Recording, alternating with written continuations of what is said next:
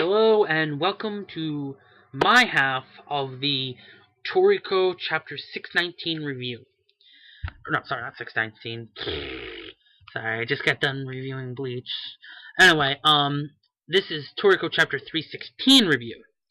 Now, this chapter was, at face, it's very simple as to what happened, but very complicated at the same time, mainly because not much happened, but there's so much confusion created by it. You have, pair dropping, and then you see the Komatsu that Toriko is seeing tells him to grab it, and then one of the balls disappears, and apparently is in the same space as this Komatsu that we're seeing, and that he tells them that they both must grab it at the same time, and then combine the two to create to completely capture pair. That's the final way of thing they have to do, and they do it. And from the creation of the proper pair, there is so much nutrients flowing through the air that even the natural sun Torikos, they stop releasing their pollen because they got so much nutrients. And you have friggin' Bambina doing a happy dance because he's seeing his presumably dead lover. Who knows? This is where the confusion comes in, because you see what happens, but you don't understand why or how it's happening.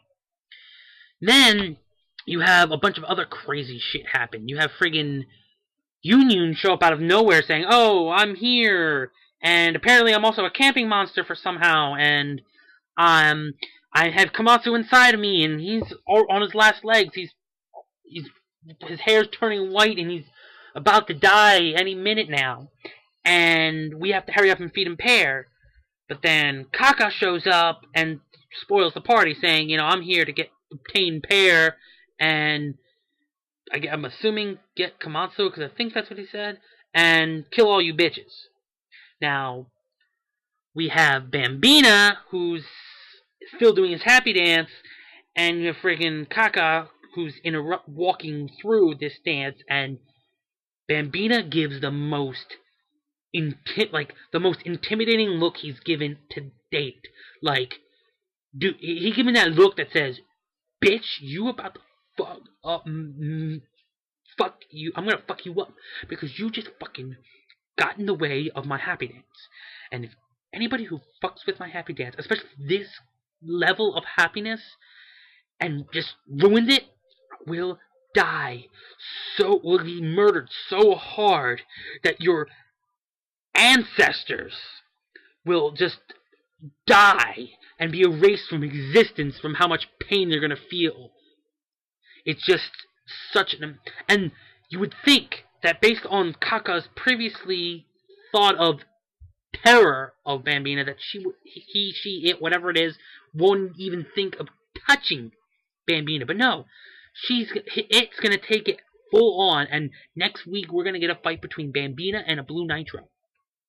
Now, some other things to note is the fact that Kaka showed up without even seeing Terry kiss Quinn, which worries me, because that means they didn't get they must have gotten beaten quickly, or they're still, reeling from the fact that they fell from the top of 100G Mountain after it was destroyed by Bambina in the last chapter. So God knows what the hell happened to them. I hope it's the latter, and that they didn't get beat by Kaka so easily, because then that means that they're still, I highly doubt that, individually they could beat a Blue Nitro, but I would at least hope that together, after they went through all that Embu training, that they're strong enough to take on Kaka. But then again, she's now taking on Bambina, going to fight a 8 King by herself, and viciously so, with the look she's giving. So it's definitely going to be interesting, and who knows what's going to happen, because while that's going on, what's going to happen with the 4 Heavenly Kings? Because Bambina is going to be fighting Kaka. So are they going to take this opportunity while Kaka's distracted by Bambina to give Komatsu some pear, so he'll be revived? Who knows? All I know is that there are still plenty of stuff that there are too many questions that we need answers to. Like, what the hell was up with Komatsu? What the hell was up with all that vision, this other world? And what's with that whole dicties of Komatsu giving this speech that make it seem like he was just going to give up on his life and die? Like, what the hell was all that about? You know, you don't just do shit like that and then say, tease that a character's going to die, and then say, oh, nope, he's not going to die. I mean, granted, Komatsu's been on death's doors since the end of the last arc, so who the hell knows why? This is the longest death dick tease, I guess. And then you have, so what Pear's going to do? Who knows? Now, some of the other things that address, like Union being a camping monster, threw everyone for a loop. They're like, how the hell? He's a wall penguin. Wall penguins don't exist in the gourmet world. So if they don't exist in the gourmet world, how would they have developed to be camping monsters? Well, here's the most reasonable answer that I can come up with. That still isn't even a reasonable answer. And the fact is that Union has evolved because of the food it's eaten with Toriko and Komatsu. Now, granted, Union hasn't been there for every single dish that they had, but one of what we do know, at least, that some of the big ones, like I'm pretty sure the Four Beasts, and of course, more recently, Air, it has eaten, and so it's eating this good food, and another one being the Century Soup. Eating all these various different types of good food has advanced its gourmet cells, because it's a beast. It has gourmet cells. It's not going to have a gourmet monster, demon monster type thing like Four Heavenly Kings and Komatsu have. However, it's just as we've learned throughout the entire series, is that eating good food can help advance you. And that the beast evolved from eating, the food from its food. That its food caused the diet of these creatures is what caused them to evolve into these bizarre beasts that we now see today, which is probably why Union has developed this.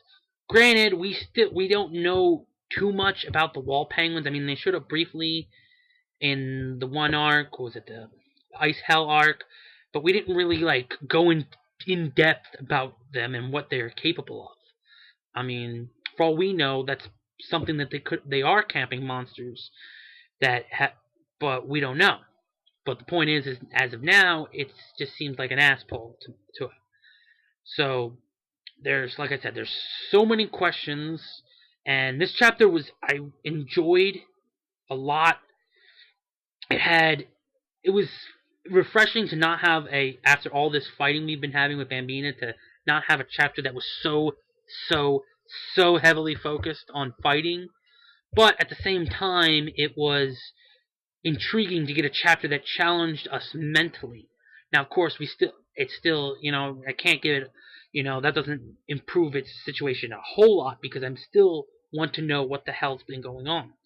But from the fact that I know that Mitsutoshi will explain this better, or it will at least explain everything that's going on, and that we're probably going to get some awesome fights before the end of this arc, and there's going to be a lot more cool moments left in this arc still, I'm going to say that giving this a benefit of the doubt, saying that this chapter will mean a lot more, especially once we have the explanation as to what the hell happened.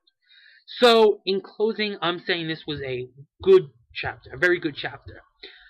It would have been great had we gotten an explanation, and maybe even an amazing if we had an explanation to all this shit. So, this is pretty much all I have to really say. The only other thing is that, as usually, I cannot wait for the next week's chapter, because Toriko has been consistently good, and I just cannot stress enough how much can't wait for the next chapter. So I hope you guys enjoyed this review, and that you guys will keep watching our reviews. Not just my reviews, but, Strider's reviews, and just go Toriko. See you guys next week, or this week. Depends on when you're watching this video. So, bye. Okay, so we have Toriko 316, not 616. We're not quite that far yet. And um, we really start off after, the whole Komatsu and the monkey partner, or so it seems. And we ultimately find out that he's apparently in the back channel. How? No fucking idea. We're just gonna have to see. It's not one thing that can be answered. Like, I'm guessing maybe because he's teetering on the edge of like death and not death. um, he's able to go into this back channel or whatever. And so like one ball from one of the pair balls have fallen into the back channel for whatever fucking reason. The other is out in the real world, or whatever you want to call it, the regular dimension that we follow. And ultimately, the Monkey King is now crying, and he's like delighted, as like the narration says, like, Monkey King had a look of delight on his face never seen before this moment. And so we still have to wonder, because we still haven't fully grasped, because the four Heavenly Kings haven't like acknowledged this partner, so to speak, this female monkey. And so we have to wonder, is this all an illusion as well? Is the partner in the back channel as well that they can't see, or God knows, what's happening. And Toriko and Komatsu, they're able to smash the nuts together, basically. And it becomes, to me, it reminded me of the bubble fruit, how it looked when they like smashed it together. And then Kaka comes around. I'm not going to go too in depth, because I'm sure Don is going to cover pretty much everything as far as what actually happened in the chapter. So I'm just going to kind of give my opinion mostly on it, with a little bit of summary as well. And before that, I mean, it looked like a Rasengan, like a futon Rasengan or something, forming in Toriko's hand before it became a bubble fruit. Or like a metallic or slimy bubble fruit or whatever, I don't know. But then, I thought it was interesting how just a few drops were able to, like, completely quench the Sandoricos, or Sandricos, depending on the translation that you're reading.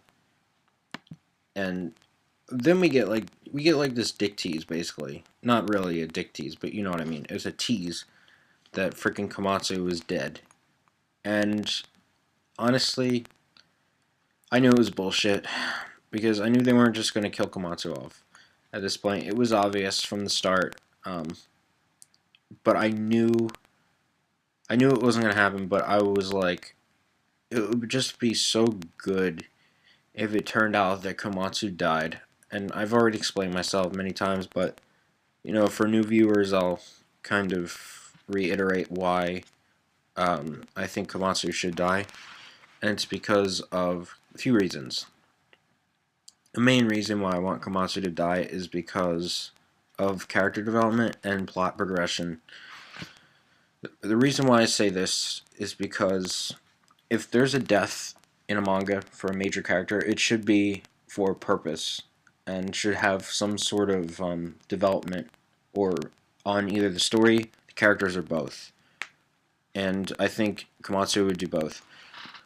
Again, the reason why is because of Toriko, basically. Toriko and the Four Heavenly Kings effectively have relied on Komatsu and his unparalleled food luck to get through everything.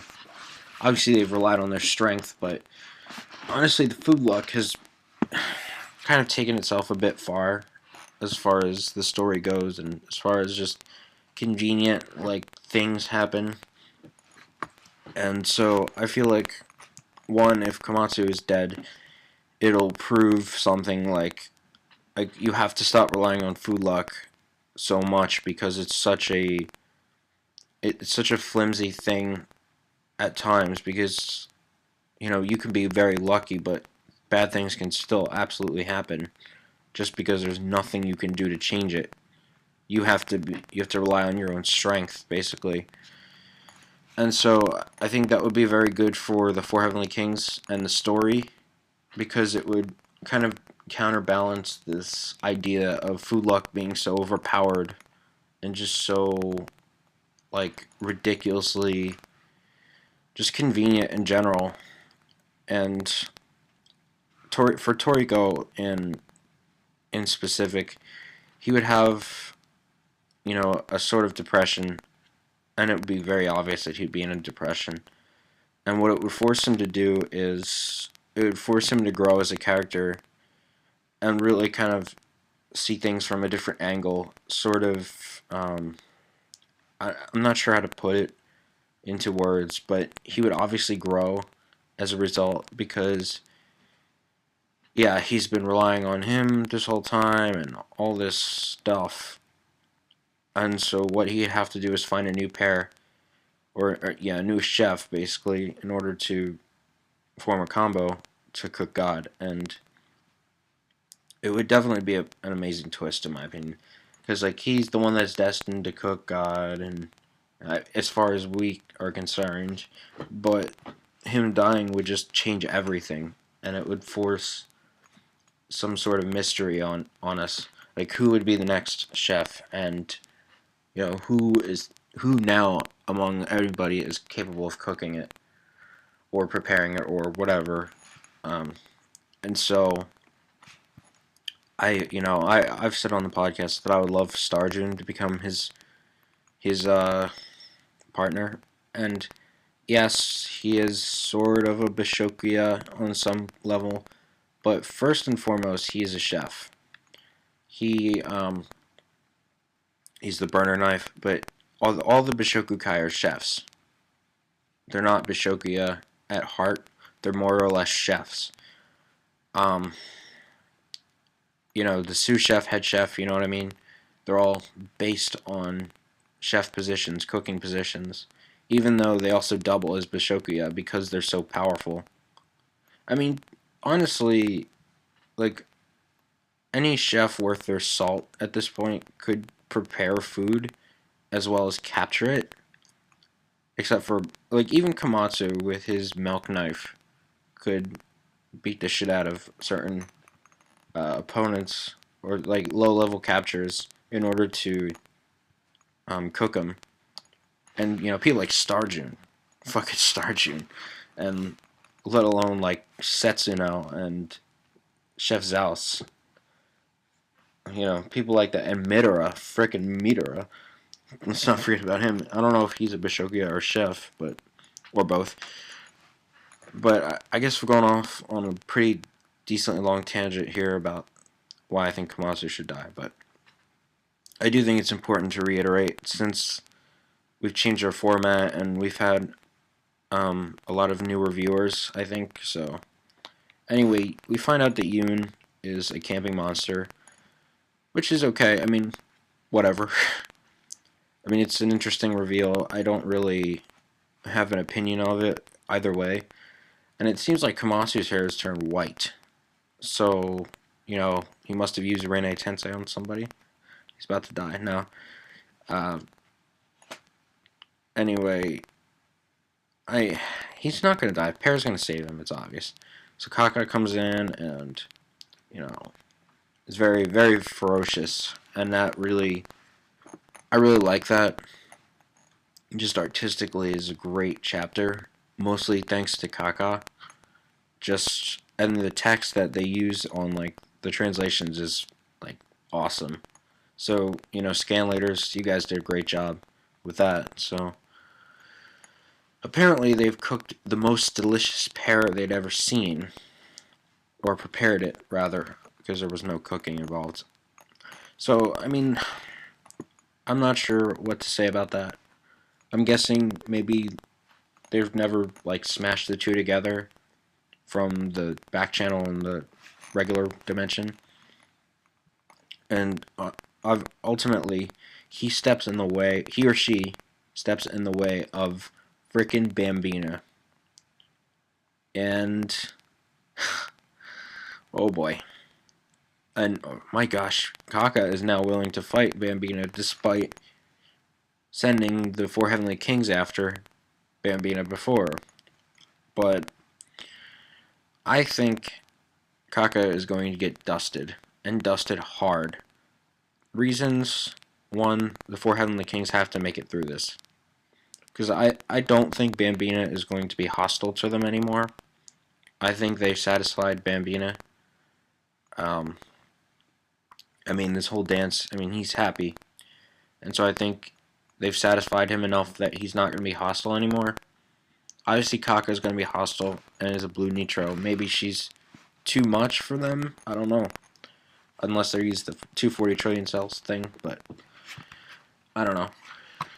Regardless, mainly because of the hostile thing, they have to make it through this, obviously.